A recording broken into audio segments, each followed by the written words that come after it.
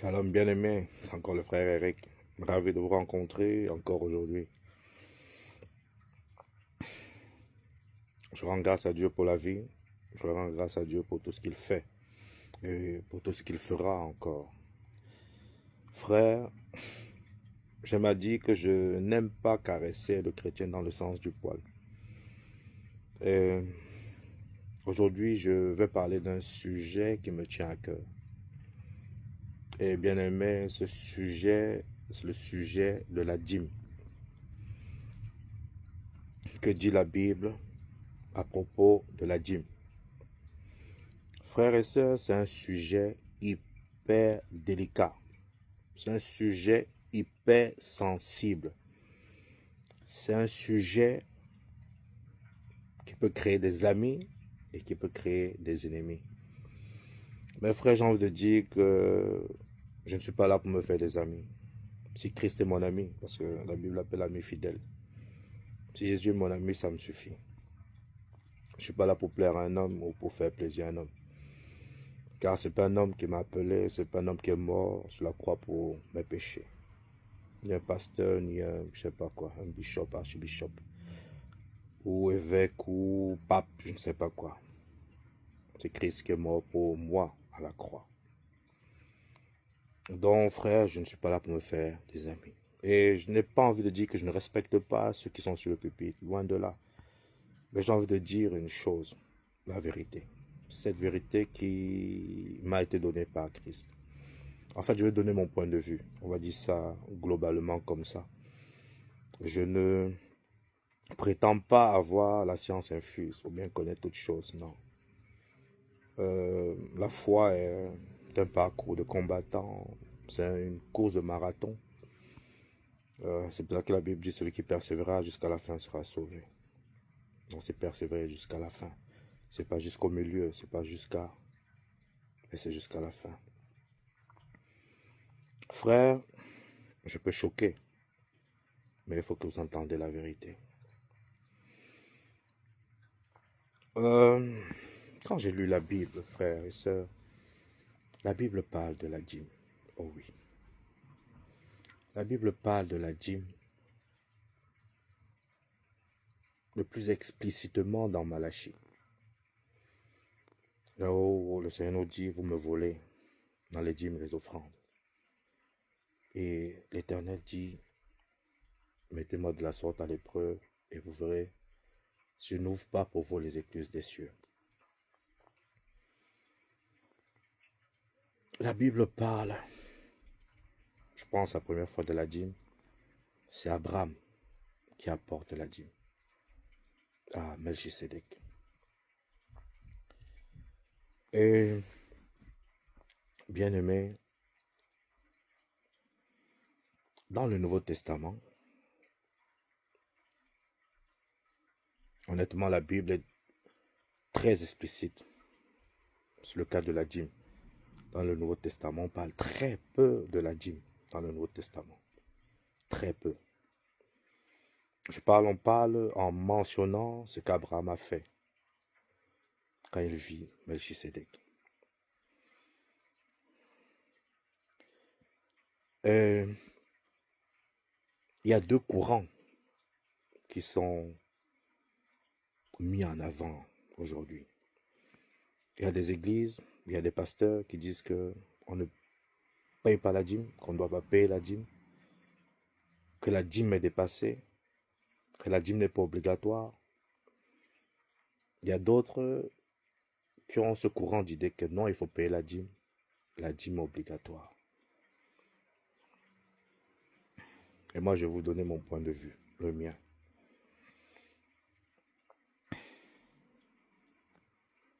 Je vais peut-être choquer plusieurs. Mes frères, j'ai envie de dire que oui, la Bible dit, Jésus nous dit il n'est pas venu abolir la loi, mais il est venu pour l'accomplir. Pour moi, si tu payes ta dîme, tu fais bien.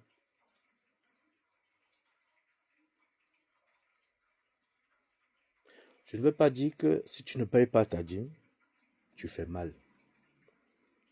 Mais je dis, si tu payes ta dîme, tu fais bien.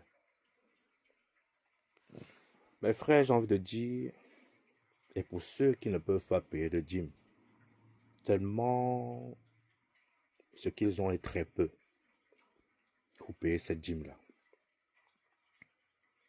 Ils n'ont pas déjà su pour eux-mêmes. Je prends quelqu'un qui a 1000 euros, par exemple, et qui a 2 enfants, qui a une femme, qui a un loyer, qui a des charges, qui a même de la peine à manger, qui n'arrive pas à payer sa dîme. Qu'en est-il de lui? Il ne peut pas. Frère, il monte, il descend, il ne peut pas. Prendre 100 euros, donner à l'église, parce que lui-même, il ne s'en sort pas. C'est pour ça, frère, je vais dire, la dîme, oui, c'est de Dieu. Mais j'ai envie de dire, ne mettez pas le couteau sur les frères qui ne peuvent pas payer leur dîme. Ou hommes qui est sur le pupitre là. Ne scandalisez pas les enfants de Dieu. Ne faites pas culpabiliser les enfants de Dieu parce qu'ils ne peuvent pas payer leur dîme. D'autres même vont jusqu'à dire que c'est les causes de ta pauvreté. Parce que tu voles Dieu. C'est pour ça que tu ne prospères pas. Bien aimé. D'autres même disent que plus tu vas donner, plus peut-être ton salaire va increase, ton salaire va augmenter. J'ai envie de poser au frère ou à la sœur, depuis que tu fais ça, ton salaire a-t-il augmenté? Je ne pense pas. La Bible nous dit quoi, frères et sœurs? Jésus est venu nous affranchir. Le verset dit plus explicitement que celui dont le Fils a franchi, il est réellement libre. Frère, c'est au prix de sa vie que Jésus nous a rachetés. Ce n'est pas pour nous rendre esclaves d'un homme qui veut s'engrosser sur vos dîmes. Je mentionne dîmes, je ne vais pas continuer offrande ou libéralité, non. L'apôtre Paul dit ceci, frère. Dieu aime celui qui donne avec joie. Bien aimé, j'ai été choqué quand j'ai lu les épîtres de Paul. Quand tu lis Timothée, quand tu lis les 1 Timothée, 2 Timothée, quand tu lis les 1 Corinthiens, quand tu lis les 2 Corinthiens, quand tu lis les Romains, quand tu lis les 1 Thessaloniciens, les 2 Thessaloniciens, quand tu lis ces épîtres-là, frère, lisez un peu. Vous verrez que l'apôtre Paul n'a quasi pas prêté de l'importance à la dîme. Quasi pas prêté de l'importance à la dîme. Frère, c'est un apôtre que j'aime beaucoup. Parce que j'aime le verset où il dit « J'étais parmi vous et je n'ai pas voulu être une charge au milieu de vous. » Il était là avec, je vais dire, ses brebis en tant que leur berger. Il dit « Je n'ai pas voulu être une charge pour vous. » Et qu'est-ce qu'il a fait? Il a fabriqué des tentes pour ne pas être une charge au milieu des chrétiens à qui il annonçait la parole. Et si vous lisez les évangiles, ou si vous lisez les épîtres, plus précisément, vous verrez que quand il reçoit abondamment d'une église, il est tellement reconnaissant. Je n'étais pas là, mais tu as l'impression, quand tu le lis, tu as l'impression qu'il pleure de joie. Quand on reconnaissait son travail, mais il fait comprendre aux enfants de Dieu de cette époque que ce n'est pas ce qui l'intéresse. C'est le changement de vos vies. C'est pour ça qu'il dit, il ne veut pas être une charge pour quelqu'un et pour faire fabriquer ses tentes. C'est pour ça qu'il dit, je sais vivre dans l'abondance. Je sais vivre, je veux dire plus précisément quand il n'y a pas assez. Je savais vivre dans l'opulence et vivre quasi quand il n'y a rien. Il y a une autre partie où il dit, oui, je peux être à votre charge, je demande d'être à votre charge, mais je ne veux pas le faire. Et il donne les raisons pour qu'il ne veut pas le faire. Mais il veut, au plus profond de son cœur, que les bien-aimés soient heureux, que les bien-aimés suivent et marchent selon Jésus. Je dis ça plus clairement comme ça. Donc, homme de Dieu, la dîme c'est bon. Et la parole de Dieu nous dit l'obéissance vaut mieux que le sacrifice. Beaucoup ont transformé la parole de Dieu à leur fin et à leur merci.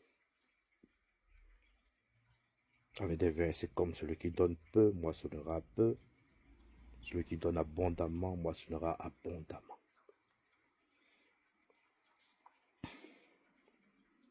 C'est avec des versets comme ça qu'on tient captif, ouais, c'est le mot captif, certains enfants de Dieu. On ne vous dit pas que Dieu aime celui qui donne avec joie. D'autres vont jusqu'à dire que Dieu a donné tout, en parlant de Jésus. D'autres disent que Dieu a donné 100% de ce qu'il avait, son fils unique. Et précise bien son fils unique. D'autres vont jusqu'à dire que si tu ne donnes que 10%, tu n'as encore rien commencé. Tu n'as même pas encore donné. Tu n'es qu'au début. Bien aimé, je répète, je ne suis pas contre la dîme. Parce que c'est mon Dieu qui demande de donner la dîme. Bien aimé. Mais je surenchéris en disant, Dieu préfère que tu donnes avec joie. Il ne va pas prendre ce 1000 euros. Bien aimé, tu n'as même pas à manger. Tu ne sais même pas comment tu vas faire demain. Tu prends 100 euros, tu donnes, frère.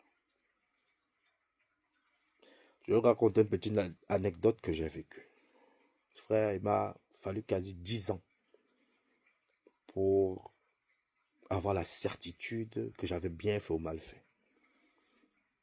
Frère, il y a quelques années, je venais d'avoir ma première fille. Et j'étais parti travailler pour une intérim. Et j'avais fait un vœu de 100 euros. Bien aimé.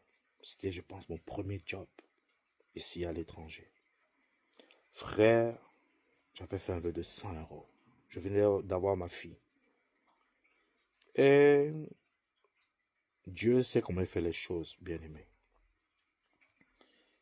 Et j'ai fini le boulot. On m'a payé 100 euros, peut-être 100 euros et 10 centimes. Frère, je suis resté réfléchi. Tu vas donner 100 euros sur le pupitre.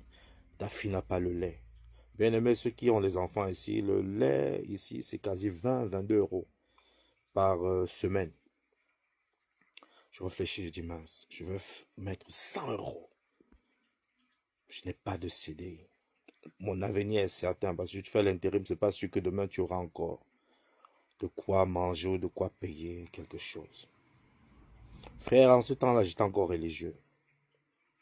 C'est pour ça que je dis, j'ai été traumatisé. J'ai dit, Seigneur, j'ai fait un vœu de 100 euros. À un moment, j'ai dit, réfléchis un peu. Ta fille n'a pas de lait. Ta fille n'a pas de lait.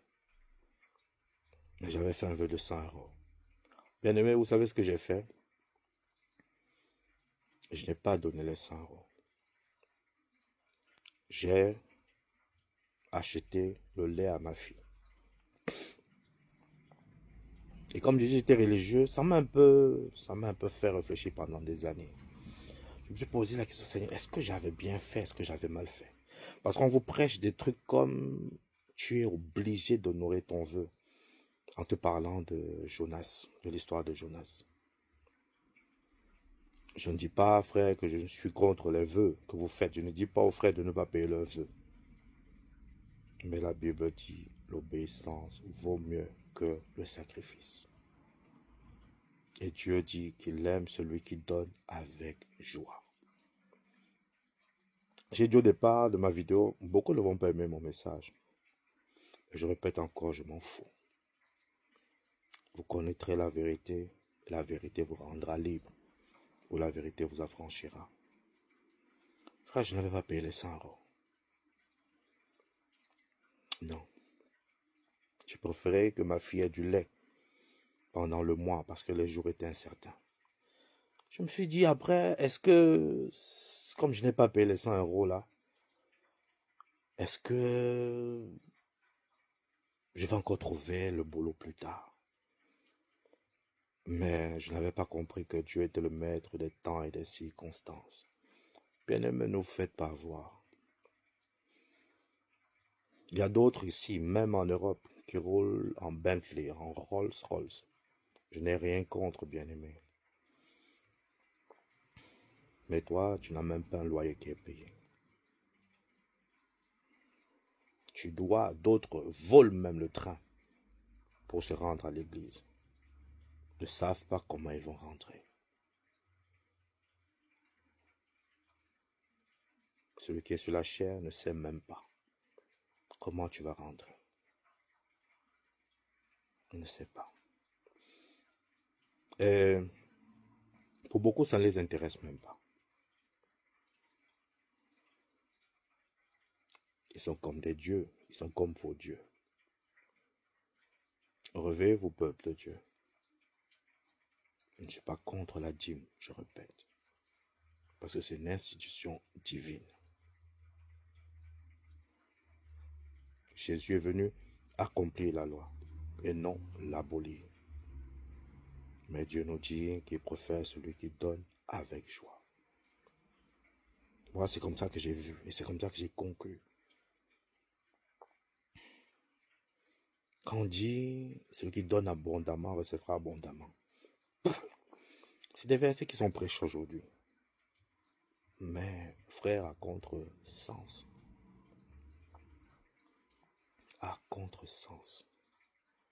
À contre-sens, pourquoi? Parce que ça va dans leur sens, en fait. Ça les arrange à eux. Quand on te prend l'exemple d'Abraham, qui a sacrifié Isaac, qui était prêt à sacrifier Isaac, on te dit que lui-même, il a donné 100%. Le fils de la promesse. On t'incite à donner au maximum.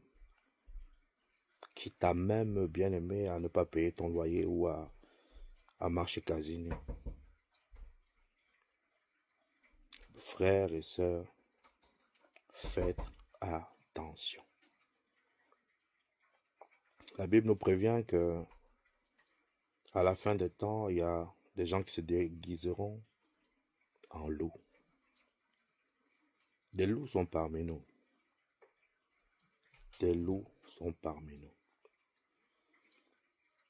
On vous fait vous culpabiliser. Frère, je vais prendre un cas qu'on voit beaucoup dans les églises aujourd'hui. On te dit ou on te montre que un de tes parents ou de tes parentes est sorcier ou sorcière. On t'éloigne déjà de ceux qui t'ont vu naître, de ceux qui t'ont encadré. Pourquoi? Parce qu'on sait que tu peux t'occuper d'eux ou d'elles, des membres de ta famille. La Bible nous dit, si tu es ton frère, sœur, tu es pire qu'un meurtrier. On te pousse à ne pas aimer ton frère. On sème la zizanie. Même l'homme sait que pour diviser pour mieux régner. En gros, tu es divisé. Et la Bible surenchérit en disant, un royaume divisé ne peut subsister. Donc toi étant divisé, tu ne sais plus rien faire. Tu dépends corps, âme lié à l'assemblée. Tu es martyrisé. D'autres sœurs, frères sont violés même dans ces églises ou dans les églises. Tu n'arrives pas à parler. Parce que tu t'es déconnecté de la famille. Croyant bien faire, abuser, insulter. D'autres même draguer, humilier. Pas draguer, c'est mauvais, non. Mais draguer par des hommes mariés. Tu vois, même draguer par les pasteurs mariés. On t'a séparé de ta famille. Ça, c'est une tactique, une ruse du diable. Et quand le malheur vient, tu n'as pas à qui ou chez qui te tourner. Tu pleures en silence, frère. Et là, tu es manipulable comme un bébé. Frère, c'est des ruses du diable. La Bible nous dit, ce n'est pas tous ceux qui disent Seigneur, Seigneur qui hériteront le royaume des cieux. Il y a un autre verset qui dit, ce peuple m'honore des lèvres, mais son cœur est éloigné de moi. Et j'ai envie de dire, sortez du milieu d'eux.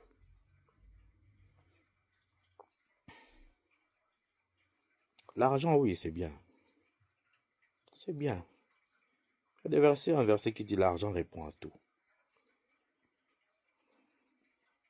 Un autre verset qui dit, bien-aimé, mon souhait est que tu prospères à tous égards et que tu sois en bonne santé comme l'état de ton âme. Frère, c'est des versets qui sont prêchés aujourd'hui. Criés même sur les toits par certains évangélistes, certains hommes sur le pupitre. Bien-aimé, c'est comme mon souhait que tu prospères en tous égards. Bien-aimé, que tu prospères et que tu sois en bonne santé. Comme prospère l'état de ton âme. Ton âme n'a pas prospéré. Non. Un âme prospéré, un âme prospère. C'est un âme où le Saint-Esprit domine. Un âme prospère, c'est une âme que le Saint-Esprit domine. Qui écoute la voix du Saint-Esprit et qui obéit au Saint-Esprit, qui marche avec le Saint-Esprit et dont la chair ne domine plus. Ce qui fait que quand tu seras prospère, l'argent sera ton esclave et toi tu seras son maître. L'argent ne pourra pas te dire allons en boîte de nuit, tu te lèves, tu pars. Allons vivre dans la débauche, tu te lèves, tu pars. Tu seras conduit par l'Esprit Saint et l'Esprit de Dieu. Comprenez, frères et sœurs? Est-ce que vous avez compris? Il ne faut pas qu'on prenne des choses hors contexte pour vous faire gober ou vous faire avaler cela. C'est pourquoi? Parce que vous, enfants de Dieu, vous ne lisez plus vos Bibles. La Bible est là, souvent sur le chevet, remplie de poussière. On enlève la poussière quand on va au culte du dimanche. Tu vas demander à un frère Habakkuk. Il va dire, il ne sait même pas que ça existe dans la Bible. Ou Esdras, il ne connaît pas, C'est quoi Esdras? C'est dans la Bible. Frère, c'est votre livre. On utilise ça pour manipuler plusieurs. Bien-aimé, que ce livre de la loi ne s'éloigne pas de ta bouche. Médite-le jour et nuit. C'est alors que je vous laisse chercher. Tu réussiras, ainsi de suite. Mes peuples de Dieu aujourd'hui, vous gobez tout. Vous gobez tout. D'autres pensent que s'ils ne donnent pas la dîme, ils vont aller en enfer. Bien aimé. La dîme ne t'emmène pas en enfer si tu ne la donnes pas, frère. Non. Ça peut peut-être fermer les écluses des cieux, mais ça ne t'amène pas en enfer. D'autres même vont donner leur dîme et vont aller en enfer, frère. Parce qu'ils ne font pas la volonté de Dieu. Ils marchent dans leur passion charnelle, ils donnent peut-être leur dîme. La dîme ne donne pas le salut, frère. La dîme ne donne pas l'accès au paradis. Je ne dis pas parce que je donne ma dîme, je suis sauvé. Loin de là, frère.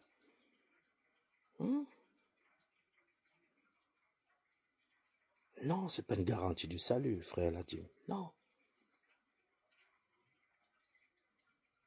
Non. Ça ouvre peut-être des finances. Mais, frère, on n'insiste pas sur la dîme comme si c'était la condition sine qua non pour entrer au paradis ou pour avoir la vie éternelle. Loin de là.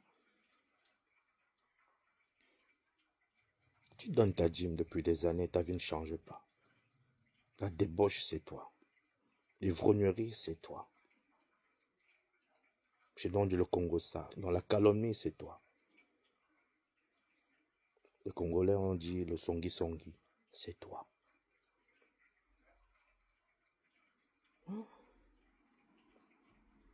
Tu es même ton frère. Tu es ta soeur. De même père, même mère. Frères et sœurs de l'église, tu es même. Des frères, ah non, je ne le supporte pas. Oh non, celle-là, je ne la supporte pas. Tu donnes ta dîme. La Bible dit, frère, tu es pire qu'un meurtrier. Donne même le ciel et la terre. Dieu te dira, je ne te connais pas.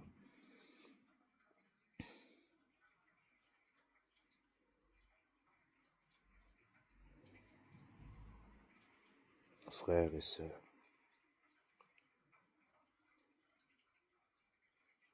lisez vos Bibles. Lisez les épîtres de Paul. Priez Dieu qui vous donne le discernement et la compréhension des épîtres pour comprendre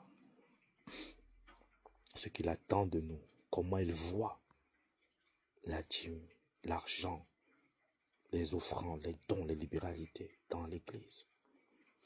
C'est un sujet très vaste. On peut parler de ça pendant des jours, pendant des semaines, pendant même des années. Mais j'ai essayé de faire un bref résumé pour que vous ne soyez plus esclaves de ces soi-disant hommes de Dieu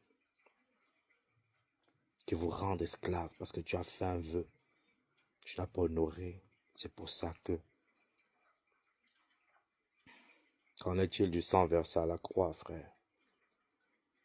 Si Jésus t'a franchi, tu es réellement libre. Les choses anciennes sont passées, voici toutes choses sont venues nouvelles. On te colle des péchés que tu as faits dans le passé. Frère,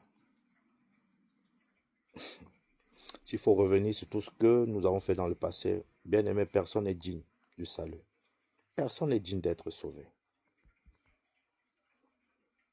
Mais Christ Jésus a trouvé bon de nous rapprocher, de nous ramener à lui. Je ne peux pas tout dire sur ce sujet en une seule vidéo. Mais frères et sœurs, soyez des chrétiens, mais d'autres disent chrétiens et crétins. Soyez des chrétiens, mais pas des crétins. J'espère que j'ai parlé à quelqu'un. Partagez la vidéo si ça peut aider des frères et des sœurs. Que Dieu vous bénisse. Shalom. Et qu'il nous aide. Demeurez dans la foi jusqu'au jour de sa venue.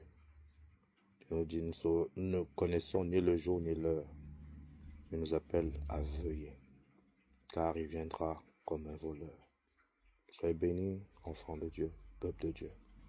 Que son Saint-Esprit nous guide, nous aide, nous fortifie. Gloire lui soit rendue au nom de Jésus-Christ. Shalom.